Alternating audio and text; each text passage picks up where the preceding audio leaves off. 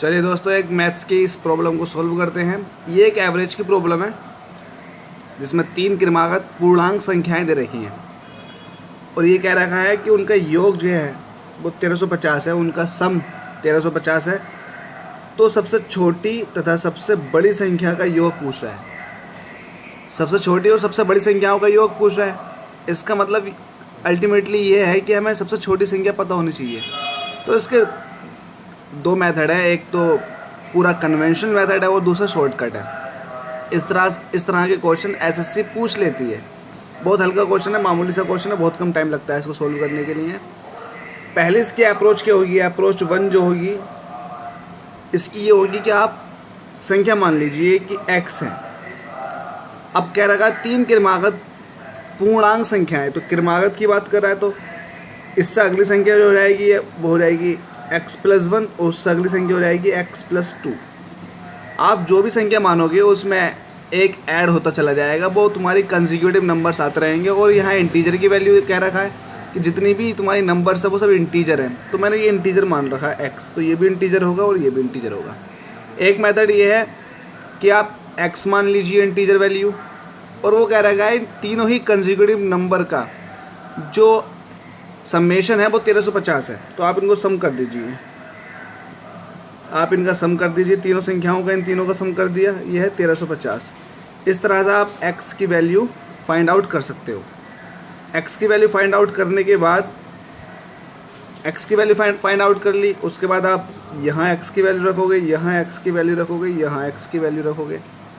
x की value जो निकल कर आ जाएगी x = 449 निकल कर आ जाएगा। फिर x+1 जो निकल कर आ जाएगा 450 एंड x+2 जो निकल कर आ जाएगा 451 निकल कर आ जाएगा।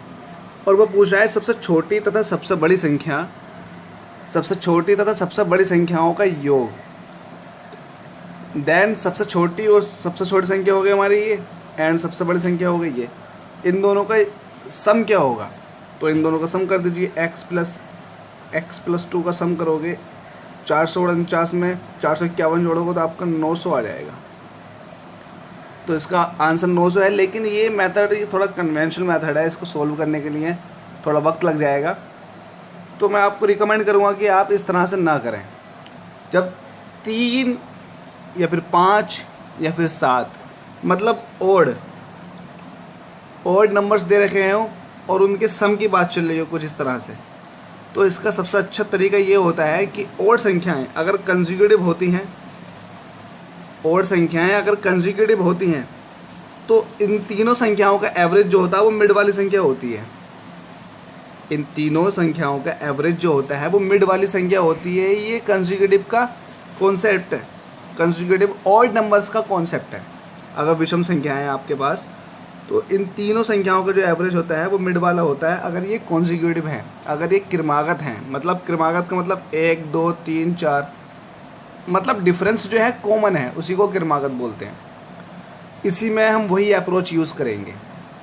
अप्रोच क्या होगी? 3 क्रमागत संख्याएं हैं तो ऑब्वियस है जो मिड वाली संख्या होगी मेरी वो इन तीनों संख्याओं के योग के एवरेज के बराबर होगी। इन तीनों संख्याओं का मैं एवरेज ले लूँगा, समेशन करके एवरेज ले लूँगा, उसके बराबर होगी मिड वाली संख्या। अब इसमें कह रखा है इसने कि उन तीनों संख्याओं का योग जो 1350 है एंड मिड वाली संख्या ऑब्वियस है, 3 से डिवाइड कर दूंगा तो 450 आ जाएगी। 3 से डिवाइड करने के बाद 450 आ गई, तो ये मिड वाली संख्या आ गई। क्योंकि तीनों संख्याएं क्रमागत संख्याएं हैं, इन तीनों संख्याओं का मैं एवरेज निकालूंगा तो मिड वाली संख्या आ जाएगी। मिड वाली संख्या आ जाएगी, वो इसलिए आएगी क्योंकि तीनों ही क्रमागत संख्याएं हैं। 450 आ गई, 450 आ गई मिड वाली संख्या। लेकिन मुझसे पूछ रहा है सबसे छोटी एंड सबसे बड़ी संख्याओं का योग, तो सबसे छोटी संख्या ये होगी एंड सबसे बड़ी संख्या ये होगी। अब सबसे छोटी संख्या कैसे निकालेंगे?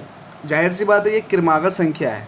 क्रमागत संख्या है तो कोई पर्टिकुलर वैल्यू घट रही होगी सब में से बराबर। जैसे मैं इधर को चलूँगा तो कोई पर्टिकुलर वैल्यू घट रही होगी और उतनी ही पर्टिकुलर वैल्यू यहाँ से इधर को जाने पर बढ़ रही होगी।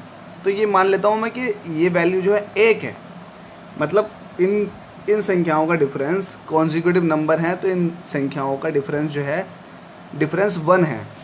एक का अंतर है, इसके अंदर भी एक का अंतर है, इसके अंदर भी एक का अंतर है। जिस तरह से मेरा यहाँ था 449, 450, 451, तो मैं मान सकता हूँ कि एक एक का डिफरेंस है। आप ये 2 के डिफरेंस से भी ले सकते हैं, 3 के डिफरेंस से भी ले सकते हैं। जो भी आप डिफरेंस करोगे, डिफरेंस जो है जितना यहाँ डिफरेंस आएगा उतना ही यहाँ डिफरेंस आएगा। तो इसलिए हमने इजी करने के लिए मैंने एक का डिफरेंस ले लिया। एक डिफरेंस यहाँ है, एक डिफरेंस यहाँ है। देन जो सबसे छोटी संख्या हो जाएगी इसमें से एक कम हो जाएगी 449, क्योंकि ये तो मिड वाली संख्या है 450। तो 449 जो होगी वो इससे पहली होगी, एंड सबसे बड़ी जो होगी इससे अगली होगी। मतलब 450 में एक ऐड कर दूंगा 451। अब पूछ रहा है कि इन दोनों संख्याओं का सम कितना है। आप इनको जोड़ लीजिए, 900 आ जाएगा, बस सीधा सा आंसर है। तो ये कॉन्सेप्ट यहाँ ही नहीं, आने वाले बहुत सारे ऐसे क्वेश्चंस हैं जहाँ पर ये कॉन्सेप्ट अप्लाई होता है एवरेज निकालने के लिए। जो भी कॉन्जिक्यूटिव नंबर्स होते हैं और अगर वो संख्याएं ओड हैं तो इससे अच्छी अप्रोच नहीं मिलेगी सवाल को सोल्व करने के लिए। अगर वो संख्याएं इवन हैं तब इस तरह से सोल्व नहीं कर सकते। इस तरह से सोल्व करोगे तो दिक्कत आ जाएगी, क्योंकि अगर मैं इवन संख्याओं को लेऊँ जैसे कि 1, 2, 3, 4, अब जो एवरेज आएगा वो एवरेज कोई इंटीजर वैल्यू नहीं आएगी।